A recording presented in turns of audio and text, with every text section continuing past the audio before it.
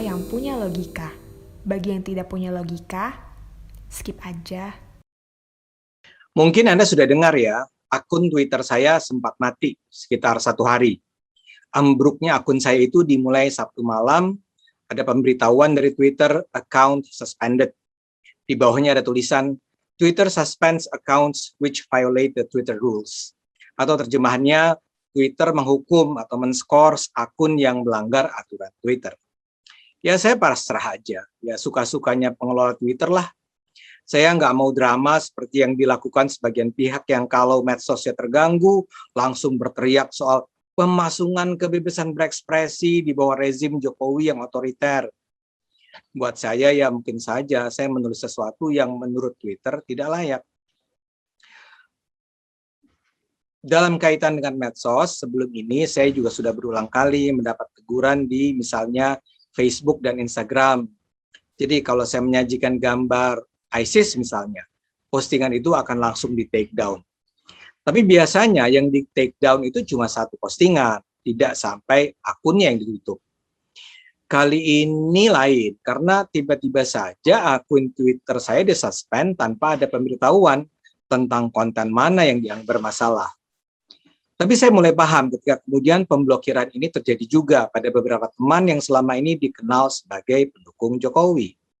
Apalagi kemudian beredar di medsos, meme yang menunjukkan bahwa saya itu memang dijadikan sasaran operasi hantam buzzer, dan operasi itu masih akan dilanjutkan pada akun-akun lain. Saat itulah saya simpulkan, penutupan akun saya ini bukan karena pengelola Twitter menemukan adanya muatan yang tidak pantas. Mereka menghukum saya karena adanya pengaduan yang pasti datang dalam jumlah yang tidak sedikit, yang meminta Twitter mensuspend akun saya. Ini artinya ada aksi kolektif yang sangat mungkin didanai mereka yang tidak suka dengan isi medsos saya selama ini. Mereka terganggu dengan konten medsos saya dan mereka ingin agar saya diam. Dan seperti sudah diduga, penutupan akun saya ini dengan segera menimbulkan kegembiraan luar biasa di kalangan tertentu. Saya membaca banyak sekali komentar dan cuitan yang mensyukuri penutupan akun saya. Salah seorang yang luar biasa bahagia adalah Rizal Ramli. Dia bahkan menulis dalam bahasa Inggris. Dalam kicauan di tweetnya itu, Rizal Ramli turut menyebut 4 akun Twitter. Selain saya, menurut Rizal, akun Ferdinand Hutahian, Denny Siregar, dan Rudy Kambri juga ditutup. Rizal menulis begini. Thanks Twitter for shutting down these accounts. They provoked racist reactions, promote disunity with their twisted facts and commentaries using vulgar languages. YouTube should take them down too. Atau kalau diterjemahkan begini. Terima kasih Twitter untuk menutup akun-akun ini. Mereka memprovokasi reaksi rasis, mempromosikan perpecahan melalui fakta dan komentar yang dipelintir dengan menggunakan bahasa vulgar. YouTube seharusnya juga menutup akun-akun mereka. Lantas selain Rizal ada pula aktivis Tionghoa Lius Sungkarisma. Lius mengatakan bahwa suspend itu merupakan pelajaran bagi Ade Armando untuk segera sadar bahwa komunikasi yang dia bangun selama ini tidak sehat bagi kehidupan bangsa dan negara ini. Juga ada Roy Suryo dari Demokrat. Dengan sinis dia mengatakan, apakah Kontras menerima pengaduan untuk akun-akun buzzer RP hilang? Sebab akun Ade Armando dan Ferdinand kabarnya hilang, katanya. Bahkan sambil tawa-tawa dia bilang, adakah akun-akun buzzer RP lainnya yang akan hilang? Ha ha ha ha. Dan yang paling nampak bergembira juga adalah Refli Harun. Di channel YouTube-nya yang selalu ia kagumi sendiri dengan istilah cadas. Dia sampai membuat 2 video khusus terkait penutupan akun saya. Yang pertama berjudul Suspend Ade Armando Denny Siregar, Twitter selamatkan Jokowi. Yang kedua berjudul Suspend akun Ade Armando dan kawan-kawan RR. Terima kasih Twitter. Yang dimaksud RR di situ adalah Rizal Ramli. Refli seperti biasa ingin kelihatan sebagai pria maco, pintar, berwibawa. Tapi dia tidak bisa menutupi kebenciannya kepada saya, pada Denny Siregar dan Eko Kuntadi. Dia menyebut saya, Denny, dan Eko sebagai trio kwek-kwek. Cokro TV disebutnya sebagai televisi pendengung. Buat Refli, kami adalah seperti pengawal pemerintah Jokowi yang akan menyerang siapapun yang mengkritik Jokowi. Soal saya, dia mengatakan dia heran apa saya tidak diapa-apakan oleh UI. Padahal menurut dia, apa yang saya lakukan selama ini mencoreng citra UI. Kemudian dia mengatakan kalau saya selama ini sering bersuara keras karena saya ingin jadi pusat perhatian dalam arus komunikasi. Dia menganggap saya begitu percaya diri karena saya merasa dilindungi kekuasaan. Kalau Anda saksikan video Refli, isinya memang ngalor ngidul. Dia bicara perkembangan ekonomi, KPK, kelompok Islam, dan sebagainya. Tapi yang paling menarik buat saya adalah analisis yang dilontarkan untuk menjelaskan mengapa akun Twitter saya digembok. Dalam pandangan Refli, ini semua terjadi justru mungkin karena pemerintah sudah semakin terganggu dengan narasi yang saya kembangkan. Jadi menurut Refli, saat ini Presiden Jokowi sedang berusaha merangkul masyarakat karena tingkat kepercayaan terhadap Jokowi terus anjlok. Maka dia butuh stabilisasi politik untuk mendongkrak dukungan terhadapnya. Karena itu postingan saya yang kontroversial justru merugikan pemerintah. Dalam kaitan itulah pemerintah menurut Refli berusaha menstop saya untuk tidak lagi bersuara keras.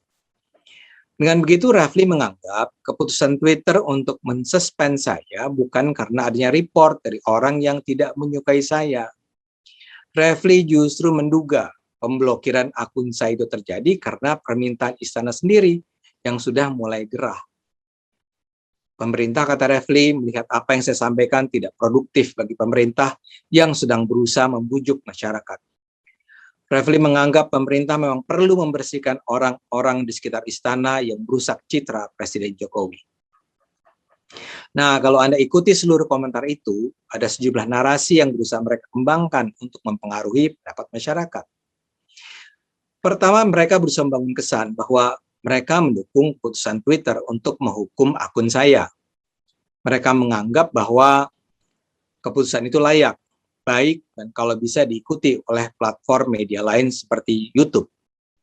Mereka ingin YouTube men-take down channel Cokro TV. Kedua, keputusan memblok akun saya itu benar, karena saya adalah pemecah belah bangsa. Jadi konten-konten saya yang menyerang penindasan dan diskriminasi terhadap Tionghoa dan Kristen, yang mengkritik gerakan anti-NKRI, yang menyerang Rizik dan FPI, yang menyerang Anies, yang menyerang kelompok-kelompok oposisi yang rajin menyebarkan kebohongan dan kebencian terhadap pemerintah Jokowi adalah bagian dari upaya saya memecah belah bangsa. Ketiga, terjadi perpecahan dalam kubu pendukung Jokowi. Saya saat ini sudah dianggap sebagai beban, sudah menjadi bagian dari masalah, dan karena itu harus disingkirkan. Keempat, yang meminta Twitter untuk membungkam saya bukanlah kelompok masyarakat sipil yang percaya pada kebebasan bersuara. Yang ingin membungkam saya adalah istana sendiri, pemerintah Jokowi sendiri. Refli ingin mengarahkan kita untuk percaya bahwa pemerintah Jokowi ini memang jahat, sehingga bahkan pendukungnya sendiri akan dibungkam ketika sudah tidak lagi menguntungkan. Dengan bahagia mereka sebarkan wacana itu.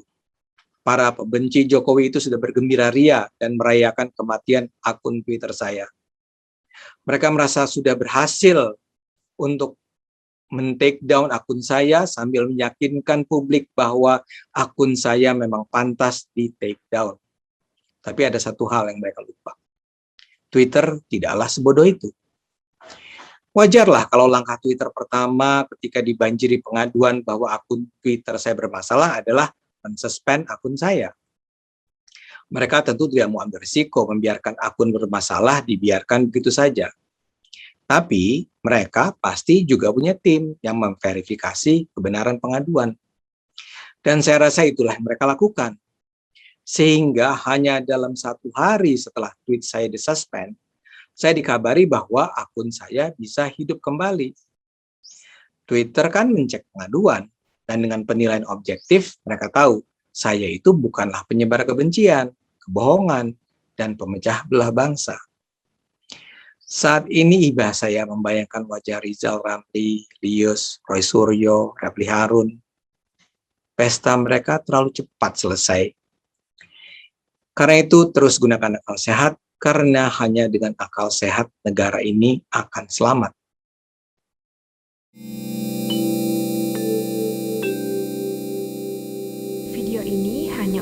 mereka yang punya logika.